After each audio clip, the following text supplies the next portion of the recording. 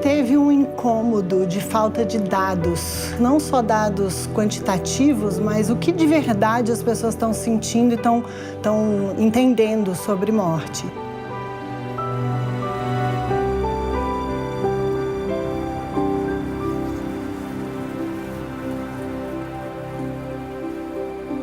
O projeto chegou e foi tratado como qualquer outro projeto. Mas ao longo do caminho, enquanto a gente desenvolvia a pesquisa, a gente foi metodologicamente encontrando as resistências também. Que a gente perdia pessoas no meio do caminho, né, que estavam respondendo a pesquisa, mas chegava um momento que falava, tá me provocando demais, tá difícil, eu não consigo continuar. E aí a gente tinha que substituir a pessoa para não perder a relevância do método, né? Eu lembro que teve uma parte até interessante que foi a nossa própria dificuldade de lidar, né? Quanto algumas histórias ressoavam e aí a gente... Foi muito difícil. Os pesquisadores que foram para campo também ficaram muito mobilizados, mas de fato a morte mobiliza não só quem está falando sobre ela, mas também quem estava pesquisando. Eu acho que cada um tem um tempo de chegada nesse assunto. E a gente vai percebendo também que a vida é cheia de pequenos lutos, né? A gente está acostumado a falar do luto considerando a morte de alguém, mas a morte vem acontecendo, né? A gente está morrendo agora. Eu acho que o que veio de surpresa aí na pesquisa que foi o fato das pessoas terem mais medo de perder alguém do que da própria morte. Porque é quando você, de fato, lida com a morte. Porque você vai lidar com a morte é lidar com a morte do outro, né? É o vazio que o outro deixa. Porque quando você foi embora, para quem foi, acabou. Um outro vai ficar com esse vazio. É interessante porque são, em média, 4, 5 perdas importantes. Mas o que tem de dado concreto é que, ao longo da nossa vida, a gente vai ter uma média de 18 perdas. Então, são várias perdas ao longo do caminho e ainda assim a gente está negando o assunto, né? A própria pesquisa aponta, né? Essa não fala vem desses nossos vínculos líquidos, né? O que a gente não se conecta e se relaciona com profundidade, do supercapitalismo, do aumento da longevidade. A gente debateu até um pouco isso. O Vale do Silício está estudando e desenvolvendo artefatos e produtos para combater o envelhecimento. Em 2018, a gente ainda está tratando a morte como um tabu.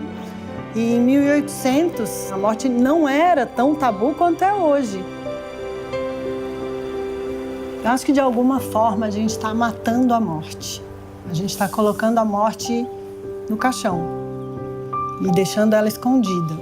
Esse também é um grande insight da pesquisa, né? Como é que a gente vai colocar mais vida na morte, trazer a morte como um assunto que pode ser debatido na mesa do jantar e aí sim promover um processo muito mais equilibrado diante do fato. E acho que a coisa do tempo é muito importante. As pessoas começam a se dar conta de que não passou. Puxa, tem depoimentos muito fortes dizendo, nossa, eu sonhei com minha mãe de novo, achei que já tivesse passado, mas eu tô vendo que eu ainda sinto aquilo que eu senti quando ela se foi, quer dizer. E o bonito de ver que participar da pesquisa e se dedicar ao tema por alguns dias trouxe muitos aspectos de elaboração para quem estava respondendo, né? Quantas pessoas não disseram, nossa, como foi importante mergulhar no assunto e contar a minha história, porque a partir daí eu revivi e pude elaborar muitas questões que eu não tinha elaborado. Ou seja, a elaboração também pode vir no ano seguinte, 20 anos depois, ou quando eu toco no assunto novamente. É isso, como aprender a conviver com a ausência, né? Porque a ausência é uma presença de ausência.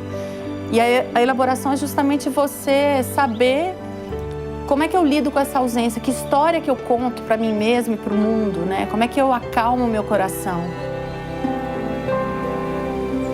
No mundo inteiro, é quase que um fenômeno. E mesmo no Oriente, né, a gente tende a dizer que no Oriente as pessoas lidam melhor com a morte, também existe o apressamento. E mesmo o tempo, né, do velório, o tempo médio do velório vem sendo reduzido. Do lado de cada história, o que a gente percebe é que os velórios estão durando, em média, 3 a 4 horas. e a resposta do público é de 6 horas e meia. Então, uma percepção de um tempo muito longo, Que e não- uma falta de que não é real. disposição, né? Que não é real. Que não é real, mas que é fundamental.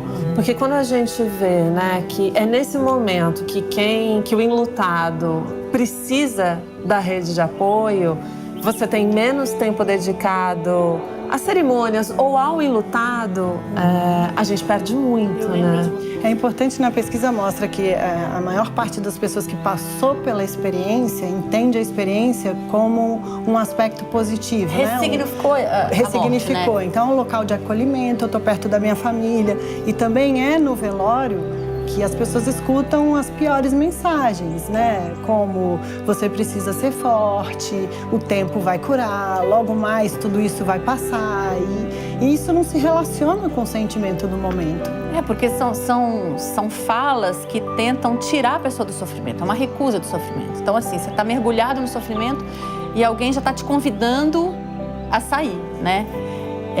Então, assim, é o que a gente sempre diz, essa pergunta vem muito, né? O que eu falo num velório? Se você não tem o que dizer, não fale nada.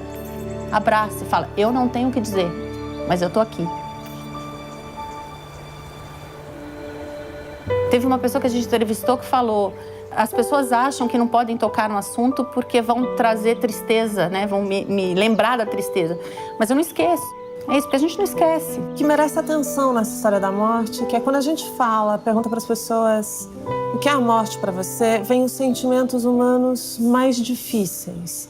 Então a gente está falando de tristeza, Dor, medo. E se a gente, enquanto a gente tratar a vida como antagonista da morte, a gente também vai tratar esses sentimentos como se eles fossem antagônicos à vida. Então significa que viver é ser feliz, alegre, enfim, que a vida é brilhar o tempo todo. Exato. O tempo inteiro positivo. Essa falta de respeito pela morte, que a gente poderia aqui enunciar vários exemplos, tem a ver com isso. Porque a partir do momento que você não lida com a morte, não valoriza a morte, a valorização da vida também fica prejudicada. Certamente tem alguém nesse momento sofrendo, muitas pessoas sofrendo porque perderam alguém e não sabem com quem falar, o que falar, como expressar, se pode expressar, não tem nem o direito a esse sofrimento. Tem um constrangimento, né? Para mim, a grande palavra é constrangimento. Eu acho que essa é uma boa palavra, uma grande palavra para essa história. Não dá mais pra gente ficar constrangido Diante do assunto. Diante do sofrimento do outro, diante disso tudo que a morte traz e que é tão humano, né? Isso precisa entrar na roda. E como a gente perder a vergonha pode favorecer e trazer mais equilíbrio para essa relação, né? É isso, a gente acabou de dizer, a morte faz parte da vida. Então, falar de morte pode ser falar de vida. Quanto a gente pode equilibrar essa relação e torná-la muito mais saudável para nossa jornada na vida.